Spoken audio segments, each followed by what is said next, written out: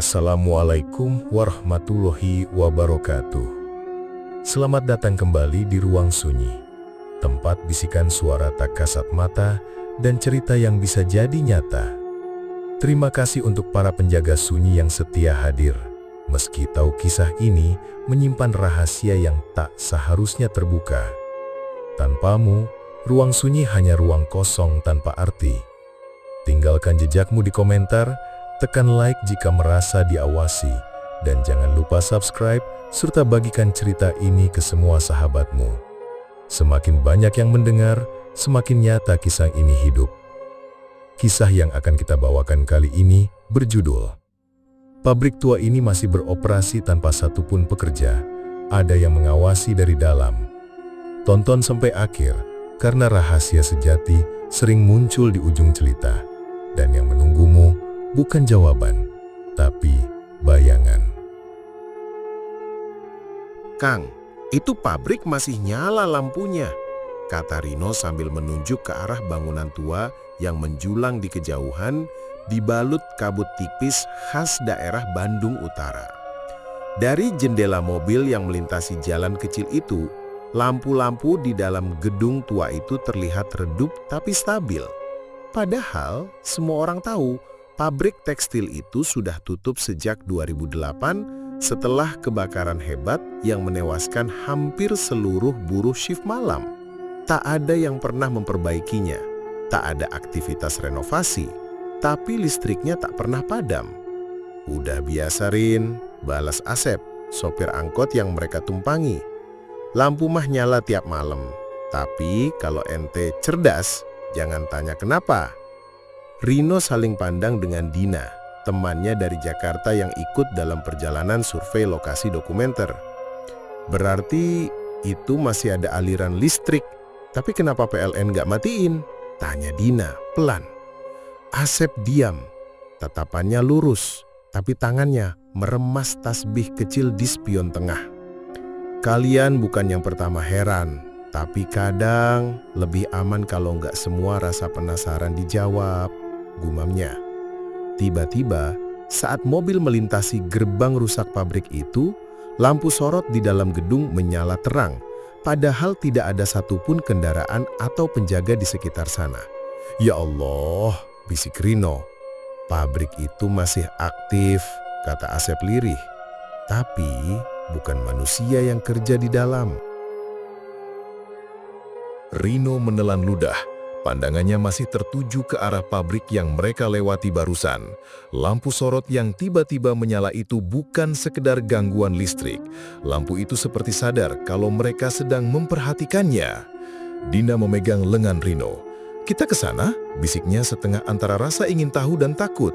Rino mengangguk perlahan. "Kita udah sejauh ini, Din. Kalau kita mau serius bikin dokumenter soal bangunan-bangunan angker di Jawa Barat, ini nggak boleh dilewatkan."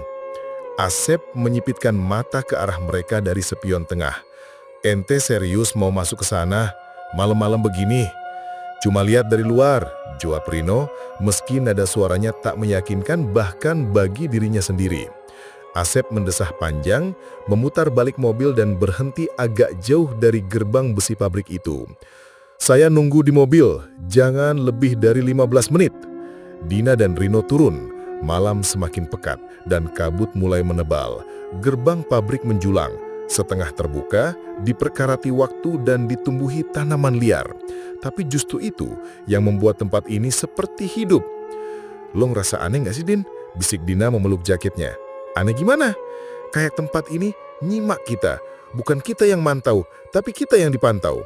Rino tak menjawab, tapi saat ia menyalakan kameranya dan mengarahkan lensa ke gedung utama pabrik, lampu-lampu dalam langsung mati satu persatu, seperti tahu sedang direkam. Klik, klik, klik. 3 lampu padam, dan setelah itu semuanya gelap. "Lo lihat itu barusan?" suara Dina bergetar. Rino menurunkan kameranya. "Yah, dan kayaknya kita barusan bikin dia sadar." Mereka melewati gerbang dengan langkah hati-hati. Tanah becek, bau lembab dan suara-suara malam menambah tekanan psikologis. Di sisi kanan, bekas ruang satpam sudah hancur. Cermin di dalamnya retak, tapi di permukaannya seperti ada goresan-goresan huruf aksara Sunda kuno. Dina memotret tulisan itu. Ini bukan vandalisme biasa. Tuh kan, ini lebih besar dari yang kita kira. Rino mendekat, tangannya menyentuh dinding, dan saat itu juga udara di sekitar mereka seperti turun beberapa derajat. Suara mesin tiba-tiba terdengar dari dalam gedung utama.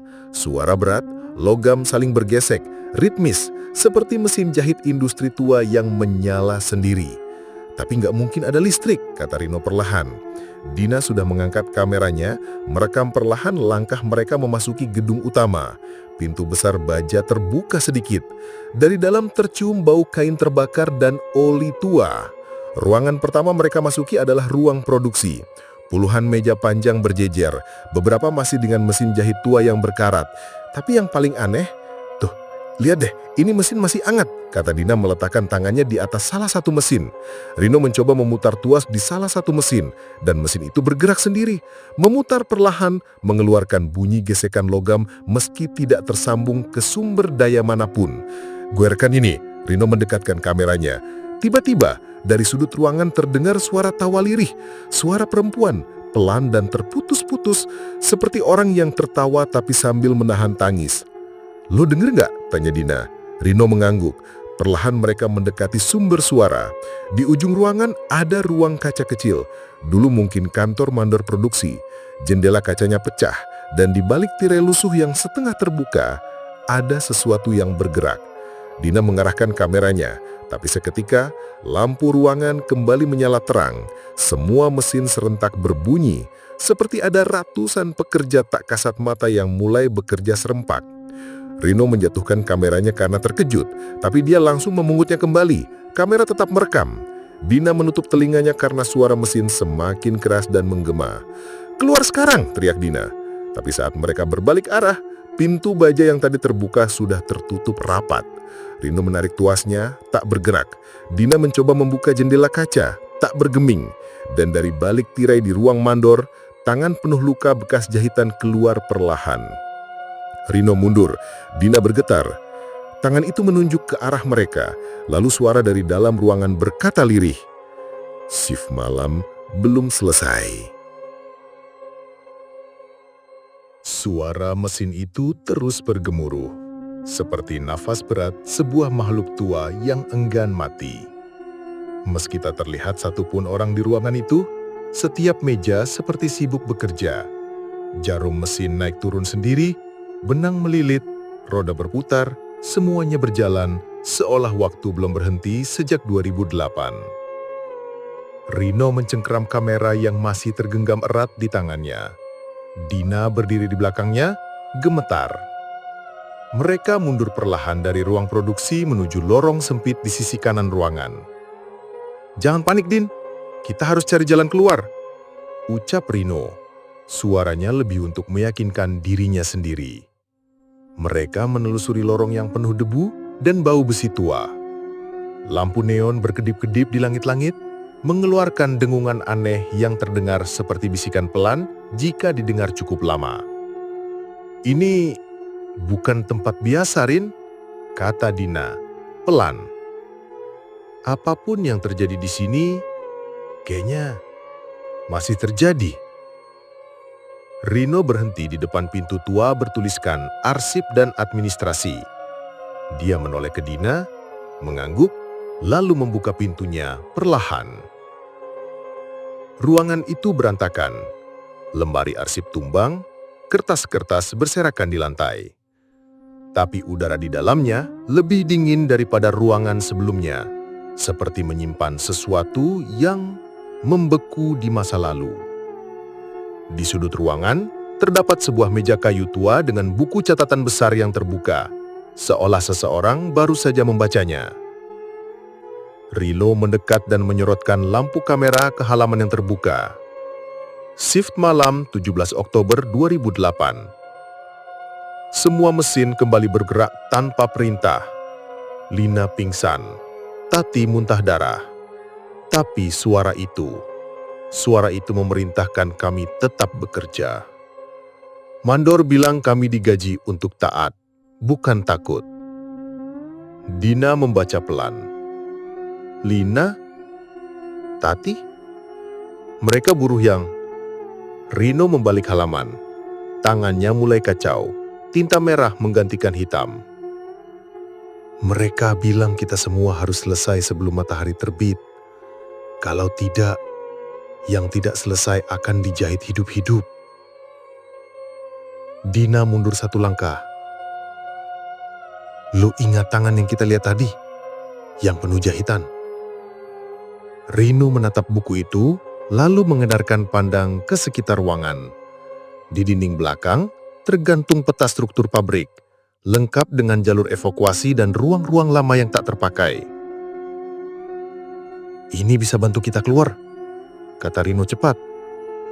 Dia mencabut peta itu dan menggulungnya. Tapi ketika mereka hendak keluar dari ruangan, suara langkah kaki terdengar dari lorong. Berat dan tidak teratur, seperti seseorang yang kakinya diseret. Mereka saling pandang. Dina mematikan lampu kamera. Rino menahan nafas. Langkah itu berhenti tepat di depan pintu. Gagang pintu bergetar, perlahan berputar sendiri. Dina, bisik Rino hampir tak terdengar. Tapi pintu tidak terbuka. Justru, suara langkah kaki itu menjauh lagi. Pergi perlahan, seolah puas telah menebar ketakutan. Setelah menunggu sekitar 1 menit, mereka membuka pintu pelan dan mengintip keluar. Lorong kosong, tapi jejak kaki berlumpur tampak di lantai menuju tangga menurun. Menurut peta ini, kata Rino sambil membuka gulungan yang tadi ia ambil, itu menuju ruang penyimpanan bahan mentah. Dina menghela nafas. Tapi kita butuh jalan keluar, bukan malah turun makin dalam. Rino menunjuk bagian bawah peta. Ada lorong servis di bawah tanah, nyambung ke saluran pembuangan di belakang pabrik. Terowongan bawah tanah. Serius lo mau ke sana? Gue juga nggak mau, tapi ini satu-satunya jalan keluar yang nggak dikunci baja. Mereka pun turun pelan-pelan ke tangga sempit yang berderit. Bau karat bercampur kelembapan menyambut mereka. Semakin ke bawah, udara terasa berat seperti membawa kenangan buruk yang tak pernah menguap. Ruang penyimpanan itu luas, tapi hampa. Rak-rak kayu kosong berjejer dan di tengah ruangan ada tumpukan karung kain tua. Tapi yang membuat mereka berhenti melangkah adalah sebuah meja operasi kecil di tengah ruangan. Di atasnya ada kain putih penuh darah kering, jarum besar, dan alat-alat yang tidak seharusnya ada di pabrik tekstil. Ini bukan cuma pabrik biasa, Rin, kata Dina. Nadanya berubah serius. Lu lihat semua ini. Sejak kapan pabrik tekstil punya alat seperti ini? Rino melangkah mundur, lalu melihat ke dinding di belakang meja. Tertempel sebuah foto besar berframekan. Potret lusuh buru-buru perempuan berjajar rapi, semuanya tersenyum, kecuali satu yang wajahnya dihapus paksa dengan tinta hitam pekat. Dia yang dihapus. Rino menunjuk. Apa mungkin dia itu yang muncul tadi? Tiba-tiba, lampu di atas mereka padam total, gelap sempurna. Kemudian, suara mesin menjahit itu terdengar lagi, tapi sekarang berasal dari ruangan bawah tanah. Mesin berputar. 1, 2, 3. Dan dari arah belakang rak, tangan-tangan berjahit keluar pelan. Rino menarik Dina dan berlari ke arah pojok ruangan. Berdasarkan peta, seharusnya ada pintu besi kecil menuju lorong servis. Mereka menemukannya, berkarat dan setengah tertutup. Dengan seluruh tenaga, Rino menarik pintu itu terbuka, dan mereka segera masuk ke lorong sempit, menuruni tangga curam menuju ruang bawah tanah. Di belakang mereka, suara langkah itu kembali terdengar, tapi kali ini lebih cepat, lebih yakin. Dina menoleh sejenak dan berteriak, "Rin, dia ikut kita!" Tapi Rino tak berani menengok. Mereka hanya terus dirun, masuk ke lorong gelap yang kini menjadi satu-satunya harapan hidup mereka. tangga tua itu seperti tak berujung. Setiap anak tangga yang diinjak menimbulkan gema, seolah mereka sedang menuruni perut makhluk besar yang sedang tidur, berharap tak dibangunkan. Rino nyaris terpleset karena pijakan yang licin. Dina memegang bahunya erat dari belakang. Nafasnya berat, tertahan oleh kecemasan. Di belakang, pintu besi lorong penyimpanan perlahan tertutup sendiri dengan bunyi dentang berat, menggema ke seluruh tangga sempit itu. "Kenapa tempat ini punya lorong kayak gini?" tanya Dina, lebih ke dirinya sendiri. Pabrik tua zaman Belanda, bisa jadi dulu dipakai buat saluran pembuangan bahan kimia atau penyimpanan darurat, sahut Rino sambil terus melangkah. Atau tempat mereka menyembunyikan sesuatu. Begitu mereka mencapai dasar lorong, udara menjadi lebih lembab dan bau. Tercium aroma besi berkarat, jamur, dan darah yang sudah lama mengering. Lorong sempit terbentang di depan mereka, hanya cukup untuk berjalan satu persatu. Dindingnya dari batu bata hitam yang lembab, penuh lumut dan bercak-bercak merah yang tak mungkin karat. Rino menyalakan kamera lagi. "Kita rekam ini semua, gak peduli apapun yang terjadi, kita butuh bukti." Dina hanya mengangguk. Langkah mereka menggema, tapi seolah ada gema tambahan. Langkah ketiga, sedikit terlambat, terdengar seperti bayangan suara mereka sendiri, tapi ya, sedikit lebih berat, seperti diseret. Mereka berjalan perlahan mengikuti jalur yang ditunjukkan di peta tadi. Tapi lorong ini seperti tak mau memberi jalan. Setiap 5 meter, mereka harus berhenti karena ada pintu tua, saluran pembuangan yang mampet, atau tumpukan barang rusak yang menghalangi jalur. Setelah sekitar 10 menit berjalan, mereka sampai di sebuah ruangan terbuka kecil, mungkin dulu bekas ruang pompa air. Di sana ada panel listrik tua, berkarat, tapi masih utuh. Gue coba aktifin lampu sini. Tapi saat dia menyentuh saklar, lampu di langit-langit menyala tiba-tiba, meski tak pernah disentuh. Krek! Bunyi kabel yang menegang, lalu nyala lampu stabil untuk sesaat. Cahaya itu memperlihatkan sesuatu di dinding belakang ruangan. Dina menahan nafas. Di dinding itu tergantung puluhan baju buruh pabrik, masih utuh, masih tergantung seolah baru dipakai. Dan di bawahnya ada deretan sepatu berjejer rapi, tapi tidak ada tubuh. "Ini mereka?" tanya Dina pelan. Rino mendekat, mengarahkan kamera ke baju-baju itu. Beberapa nama masih tertulis di saku dada. Tati, Lina, Wati, Rukmini. Semua nama perempuan. Salah satu baju bergerak sendiri, perlahan mengayun ke kiri dan ke kanan, seperti baru saja digantungkan oleh tangan tak kasat mata. "Gue rasa mereka masih di sini," bisik Rino. "Gak pergi, gak pernah keluar." Dina berbalik, tak kuasa melihat lebih lama, tapi tepat saat itu lampu kembali mati. Gelap, sunyi, kecuali suara tawa lirih itu kembali terdengar, kali ini dari belakang gantungan baju. Tawa, lirih, perempuan, tapi penuh kepedihan. Rino menyorotkan cahaya kamera ke arah suara, perlahan. Dan di balik gantungan baju, sebuah wajah pucat muncul, penuh bekas jahitan kasar, seperti luka yang dijahit sembarangan. Mata sosok itu menatap mereka, tapi tidak marah, seolah meminta pertolongan. Dina menarik Rino. "Jalan keluar, sekarang!" Mereka menyusuri lorong kembali, mengikuti arah peta yang mengarah ke ruang buangan air di ujung, tapi langkah mereka makin cepat dan suara di belakang makin jelas. Bukan hanya tawa sekarang, tapi juga bunyi mesin jahit dari dalam dinding. Suara metal diirama roda berputar dan desis benang ditarik keras seperti puluhan mesin menjahit bekerja bersamaan, tapi tak satu pun terlihat. lorong mulai membelah dua. Rino membuka peta. Kanan, ke ruang pembuangan. Kiri, jalan buntu. Mereka belok ke kanan. Dinding lorong mulai berubah. Dari batu bata ke tembok semen kasar yang penuh bekas cakaran. Seperti seseorang atau sesuatu pernah dikurung di sini dan berusaha keluar dengan tangan kosong.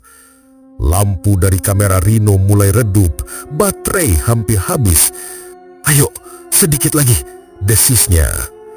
Mereka melihat pintu metal di ujung lorong berkarat, tertutup, tapi tidak terkunci. Begitu Rino membukanya, bau bangkai langsung menyeruak. Ruangan itu adalah ruang buangan limbah kain, penuh karung-karung besar, basah, menumpuk hingga ke langit-langit. Tapi di antara tumpukan itu, ada karung yang bergerak. Dina memekik. Rino menyorat karung itu, dan dari dalamnya muncul tangan berlumuran darah menjahit pakai benang hitam ke kulitnya sendiri, seperti sedang menyelesaikan sesuatu yang belum selesai sejak 2008. Sosok itu mengangkat wajahnya, wajah yang sama yang mereka lihat di ruang produksi, yang muncul dari balik tirai, yang tertawa dari lorong. Lina. Dan dia membuka mulutnya, tapi bukan untuk bicara, melainkan untuk menyanyi. Suara yang keluar adalah kidung lama, lirih dalam bahasa Sunda, lagu pengantar kerja, atau ritual yang tak selesai. Dina dan Rino segera memutar balik, tapi saat mereka kembali ke lorong, jalannya sudah berubah. Bukan semen, bukan batu bata, tapi dinding-dinding kain disulam dan dijahit membentuk labirin baru, hidup dan terus bergerak. Mereka telah masuk terlalu dalam, dan sekarang pabrik ini sedang menjahit mereka ke dalam sejarahnya. Rino dan Dina berdiri terpaku. Lorong yang seharusnya membawa mereka keluar kini berubah menjadi labirin kain. Dinding-dinding di sekeliling mereka tidak lagi terbuat dari batu atau beton, melainkan lapisan kain usang yang disulam dan dijahit menjadi bentuk lorong, lembut namun memerangkap. Setiap jengkal dindingnya berisi benang hitam, seperti urat nadi yang mengalirkan sesuatu yang bukan darah, tapi ingatan. "Ini bukan lorong biasa," suara Dina tercekat. "Tempat ini hidup, Rin. Dia sadar." Rino menyinari sekeliling dengan kamera yang sudah redup, sisa baterai tinggal satu garis. Gambar di layar goyah, berbayang, tapi cukup jelas menunjukkan bahwa lorong itu bergerak perlahan. Seperti tubuh yang bernafas. Kain-kain itu meregang, lalu mengencang. Suara benang tertarik, krek, krek, krek. Seperti ada tangan-tangan tak terlihat yang terus menjahit lorong ini, menutup jalan keluar sedikit demi sedikit. "Kita nggak bisa diam di sini," ujar Rino cepat. "Kita harus bergerak terus." Mereka menyusuri lorong itu dengan hati-hati. Setiap langkah seperti masuk lebih dalam ke sesuatu yang tidak bisa dijelaskan oleh logika atau kamera. Lorong itu bercabang, tapi setiap cabang tampak serupa. Dinding dari potongan kain buruh pabrik, ada logo pabrik tua yang masih menempel samar, bercampur noda darah dan debu. "Lihat ini, Bis," bisik Dina menyorotkan senter kecil dari ponselnya ke salah satu sisi dinding. Di sana tergantung ID card lama. Lina Rahmawati, shift malam, nomor pegawai 0143. Tak jauh dari situ ada ID card lain. Rukmini, produksi, nomor pegawai 0117. Semua milik perempuan. "Mereka semua dijahit di dalam tempat ini," kata Dina. "Beneran dijahit secara harfiah." Rino mencoba merekam, tapi layar kameranya tiba-tiba blank. Mati total. Kamera tidak panas, tidak jatuh, tapi seperti dimatikan oleh sesuatu. Tepat saat itu, lorong di depan mereka membelah sendiri. Selembar kain tipis jatuh perlahan, membuka jalan ke sebuah ruangan kecil yang tampak seperti ruang tunggu. Di dalam ruangan itu ada bangku besi tua berderit, meja kayu patah, dan papan pengumuman. Tapi yang menarik perhatian mereka adalah jam dinding besar di atas pintu. Jam itu berdetak, aktif, tapi menunjukkan waktu yang tidak wajar. 0217, 17 Oktober 2008. Ini tanggal kebakaran, ucap Rino pelan. Kita masuk ke waktu itu. Dina mundur satu langkah. Rin, tempat ini bukan cuma ngurung kita, dia narik kita ke masa itu, ke hari mereka semua hilang. Jam itu berdetak lebih cepat sekarang, detik bergulir 2 kali lipat dari waktu normal. Rino membuka pintu kecil di bawah jam dan mendapati ruang produksi, tapi kali ini dalam kondisi utuh, bersih, penuh cahaya lampu putih. Ini seperti waktu sebelum kejadian, bisik Rino. Di dalam, meja-meja produksi terisi penuh oleh perempuan berpakaian seragam biru. Mereka bekerja tanpa suara, tanpa ekspresi. Gerakan mereka seragam, cepat, dan tanpa nyawa. Dina menarik Rino. Kita harus pergi sekarang. Ini bukan sekedar kilas balik, kita sedang di dalamnya. Tapi saat mereka hendak mundur, seorang perempuan berdiri di tengah ruangan. Lina. Tapi bukan versi yang mereka lihat sebelumnya. Ini Lina sebelum luka, sebelum dijahit. Matanya hidup, tapi sedih, putus asa. Dia melihat Rino dan Dina, langsung menatap mata mereka. Kami sudah mencoba keluar, tapi pintu itu hanya membuka dari luar, dan tidak ada yang datang. Kenapa kalian semua terjebak di sini? Tanya Rino. Lina mengeleng. Karena kami tidak menyelesaikan target produksi, karena kami berhenti sebelum waktu yang dijanjikan, karena kami menolak dijahit hidup-hidup. Kata-kata itu menggantung di udara. Dina menahan nafas. Kau bisa bantu kami, lanjut Lina. Selesaikan jahitan terakhir, bawa kami keluar. Seketika ruangan itu kembali gelap, lampu padam, para pekerja menghilang, tapi meja-meja masih ada, dan kini di atas tiap meja terletak tubuh dalam posisi dijahit setengah. Kepala mereka menoleh ke arah Rino dan Dina.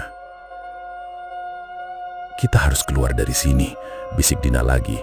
Rino menunjuk satu pintu di belakang ruang produksi, satu pintu kayu tua yang tampak tidak berubah. Mereka berlari ke arah pintu itu. Meja-meja mulai bergeser sendiri, menghalangi jalan. Kain-kain dari langit-langit menjulur turun, mencoba menjerat kaki mereka. Dina sempat hampir jatuh, tapi Rino menariknya tepat waktu. Akhirnya, mereka mendorong pintu itu dengan seluruh tenaga dan muncul kembali di lorong awal, yang kali ini kembali menjadi batu dan semen. Nafas mereka memburu. Rino melihat ke belakang, pintu kayu itu perlahan tertutup sendiri, tapi suara dari dalam masih terdengar. Tolong selesaikan kami. Nafas Rino dan Dina memburu. Lorong batu tempat mereka berpijak sekarang terasa nyata, padat, dingin. Tak ada lagi dinding kain yang bernafas, tak ada lagi suara mesin dari balik tembok. Tapi bukan berarti mereka aman. Pintu kayu tempat mereka masuk tadi tertutup perlahan, lalu menghilang, tak meninggalkan bekas apa-apa, hanya dinding kosong. Tapi suara itu tetap membekas di telinga. Tolong selesaikan kami. Dina terduduk di lantai, memegangi wajahnya, matanya basah, tapi bukan hanya karena takut. Rin, mereka nggak mati. Mereka dijebak. Mereka dibantai. Rino diam. Matanya mengarah ke kamera yang sudah mati total sejak mereka masuk lorong kain. Dia tahu, bahkan kalaupun kamera itu menyala, tak ada yang akan benar-benar percaya apa yang baru saja mereka lihat. Karena ini bukan sekadar tempat berhantu. Ini sesuatu yang lebih dalam. Tempat ini bukan cuma nyimpen arwah, kata Rino akhirnya. Ini kayak menjahit waktu dan nasib mereka jadi satu. Dina mengangguk. Dan kita mungkin potongan kain terakhirnya. Mereka kembali berjalan, menyusuri lorong batu yang sekarang hanya satu arah. Langkah kaki mereka menggema lebih pelan. Tapi tiba-tiba, mereka melihat cahaya di ujung lorong. Cahaya putih, lembut. Harapan atau jebakan lagi? Kita nggak punya pilihan lain, kata Rino. Mereka terus melangkah menuju cahaya itu. Tapi semakin dekat, cahaya itu tidak semakin terang, justru terasa menjauh. Lorong ini bermain dengan persepsi. Tapi saat akhirnya mereka benar-benar sampai ke ujung lorong, mereka menemukan sebuah ruang berlangit-langit tinggi. Ruang kontrol. Ini pusatnya, ucap Rino pelan. Di dalam ruangan itu, penuh peralatan tua, panel saklar, tuas besi, lampu indikator, dan monitor CCTV kuno. Semua menyala, aktif, dan yang paling mengejutkan, rekaman di monitor-monitor itu menunjukkan seluruh bagian pabrik dalam kondisi hidup. Ruang produksi penuh pekerja, kantin ramai, lorong penyimpanan dipenuhi suara, dan suara-suara perempuan bercanda, seolah waktu berjalan mundur. Ini mustahil. Dina mendekat ke salah satu monitor dan melihat dengan saksama. Dia dan Rino ada di monitor, sedang berdiri di lorong batu, tapi versi mereka di monitor melangkah ke arah yang berbeda. Bukan ke ruang kontrol, tapi ke arah kembali ke ruang produksi. Itu bukan kita. Atau itu bagian dari kita? Suara mesin di ruangan kontrol tiba-tiba hidup. Panel besi di dinding sebelah kiri terbuka perlahan, memperlihatkan gulungan besar benang hitam. Di bawahnya ada meja kerja dan selembar kain setengah jadi. Di kain itu ada bentuk tubuh, 2, Rino dan Dina. Dan di bawahnya tertulis dengan tinta merah, potongan terakhir harus dijahit sebelum fajar.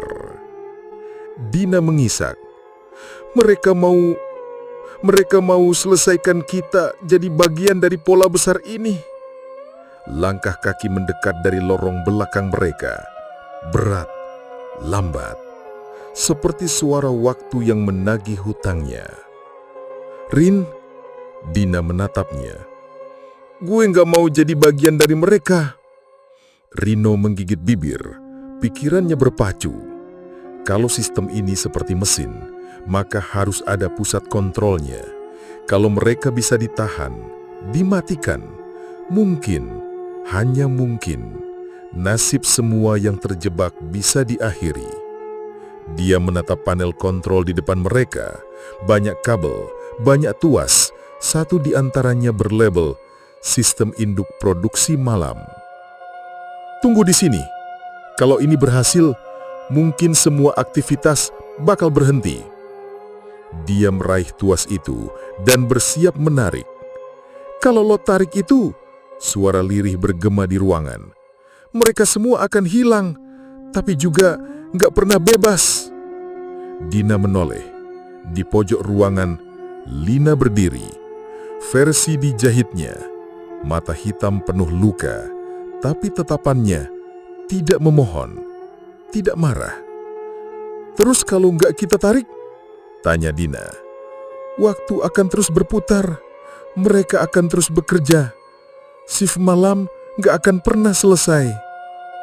Pilihan itu menggantung di udara. Kalau kami selesaikan jahitan terakhir itu, Rino menunjuk ke meja kain dengan pola tubuh Meraita. Lo buka pintu keluar, tapi bukan buat kalian. Dina menatap Rino. Gue nggak mau bantu mesin ini, tapi gue juga nggak mau kita mati di sini. Rino menatap kain itu. Jarum dan benangnya sudah tersedia. Jahitan setengah tubuh sudah terbentuk. Mereka hanya perlu menyelesaikannya. Dan perlahan Rino mulai menjahit. 1 tusuk, 2 tusuk. Suara benang masuk kain. Seret, tarik, seret, tarik. Saat mereka mulai menyelesaikan jahitan, suara dari monitor satu persatu mati. Ruang produksi gelap, kantin kosong, lorong sunyi. Dina mengganti posisi, menyelesaikan bagian akhir. Dan saat tusukan terakhir dilakukan, lampu seluruh pabrik padam. Lina menghilang. Lorong batu di belakang mereka runtuh. Tapi satu pintu terbuka.